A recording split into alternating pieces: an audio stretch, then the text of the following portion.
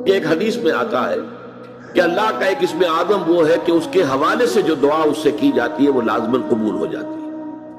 لیکن یہ کہ حضور نے تعین کے ساتھ نہیں بتایا کہ وہ کون سے نام ہے، بلکہ نشاندہی کر دی وہ 3 صورتوں میں ہے، سورہ بقرہ میں، سورہ آل عمران میں، سورہ طٰہٰ میں۔ یہ بالکل اسی طرح کی بات ہے جیسے لیلۃ القدر کے بارے میں یہ نشاندہی تو کر دی کہ وہ رمضان میں ہے، رمضان کے آخری عشرے میں ہے، اس کی طاق راتوں میں ہے، تعین نہیں کیا۔ آگے لوگ تلاش کریں، محنت کریں، تو جو اندہ یا بندہ جو تلاش کرے گا پالے گا۔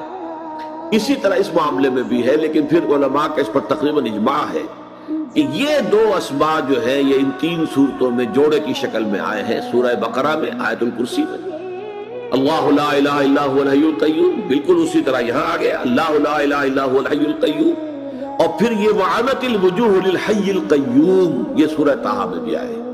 تو ایک گمان یہ ہے کہ یہی ہے جو اللہ کا اسم